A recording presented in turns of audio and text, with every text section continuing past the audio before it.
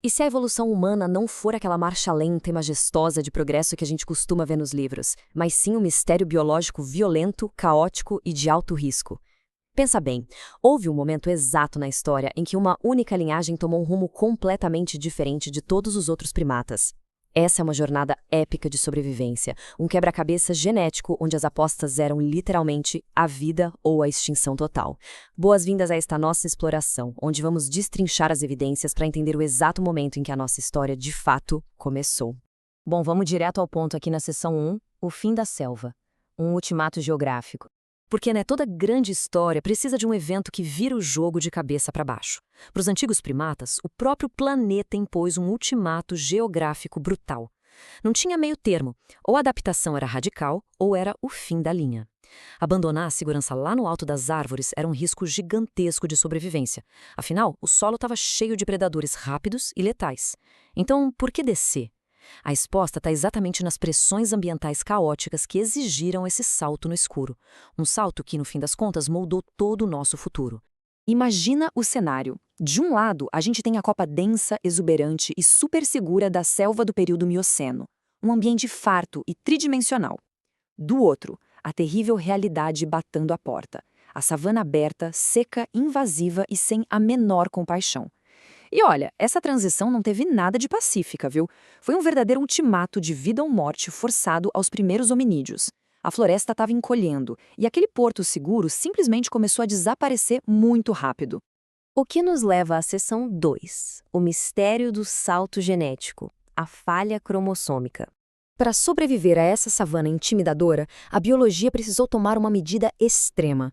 Sabe tudo aquilo que geralmente contam sobre a evolução humana? Pois é, muitas vezes deixam de fora um detalhe microscópico essencial, um verdadeiro acidente cromossômico singular.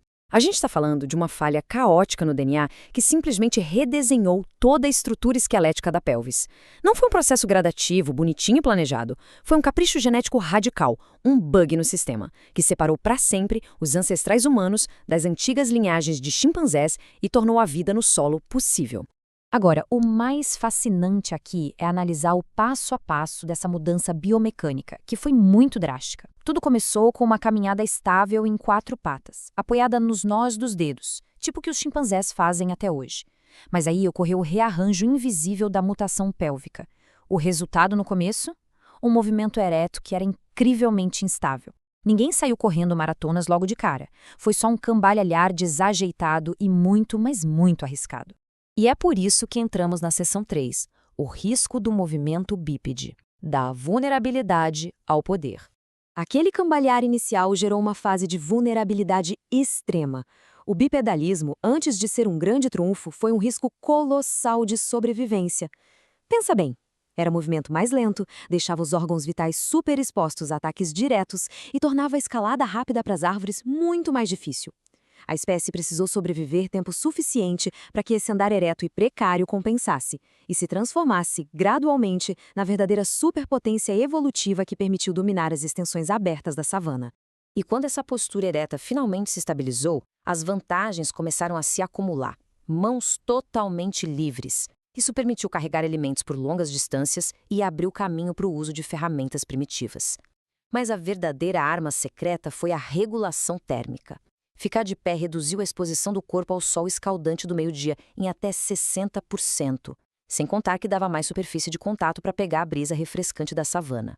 Isso permitiu que nossos ancestrais caçassem nas horas mais quentes do dia, que era exatamente o momento em que os grandes felinos predadores estavam tirando uma soneca nas sombras. Avançando para a seção 4, a hipótese do tecido caro, o paradoxo evolutivo. Neste momento, devemos adotar uma perspectiva estritamente acadêmica e biológica para compreender a transformação morfológica humana subsequente. O cérebro humano é, do ponto de vista metabólico, um órgão de extremo luxo. Embora represente apenas cerca de 2% da nossa massa corporal total, ele consome extraordinários 20% da nossa energia basal. Isso nos introduz à hipótese do tecido caro. A biologia obedece a um orçamento energético rigoroso. Então, o ponto crucial é, com a consolidação do bipedalismo eficiente, a locomoção tornou-se significativamente menos dispendiosa em termos calóricos. O mecanismo oculto aqui é que essa vasta economia energética atuou como combustível primário para uma rápida e sem precedentes expansão neural. Observando esses dados, a relação de causa e efeito se mostra puramente fascinante. Essa eficiência energética se somou a uma nova dieta de altíssimo valor nutricional na savana, fundamentada em tubérculos ricos em proteínas e no tutano dos ossos, recursos acessados graças à utilização de ferramentas. Esse combustível biológico de alta octanagem resultou diretamente na rápida expansão do córtex pré-frontal. O volume craniano aumentou exponencialmente, viabilizando um processamento cognitivo interno infinitamente mais profundo e complexo. E voltando a um tom mais solto, lembra daquela falha genética pélvica que a gente falou lá no começo? Pois é, ela criou um ciclo de feedback cognitivo imprevisto. A reorganização da pelvis, que foi necessária para a gente poder andar de pé, acabou estreitando o canal do parto. O que isso significa na prática? Que para um bebê com um cérebro gigante conseguir nascer, ele precisava chegar ao mundo muito mais cedo, ainda super imaturo. O resultado direto disso é a extrema plasticidade cerebral dos recém-nascidos. Nossos cérebros terminam de se desenvolver fora do útero, sendo moldados intensamente pelo ambiente e pela cultura ao nosso redor. É impressionante. Vamos para a seção 5, Ferramentas e Dinâmica Social, o efeito cascata. Agora, junta tudo isso, cérebros maiores e superplásticos interagindo em um mundo cheio de perigos. A narrativa de sobrevivência toma proporções épicas, onde a biologia abriu espaço total para o comportamento social e o intelecto prático. Foi um verdadeiro efeito cascata. A coleta de recursos virou algo estratégico. O uso de ferramentas explodiu em inovação. Surgiu a caça cooperativa diurna, o que exigia uma comunicação incrivelmente sofisticada entre o grupo. E cuidar de bebês tão dependentes forçou a comunidade a se unir como nunca. As estruturas sociais primitivas ficaram cada vez mais complexas.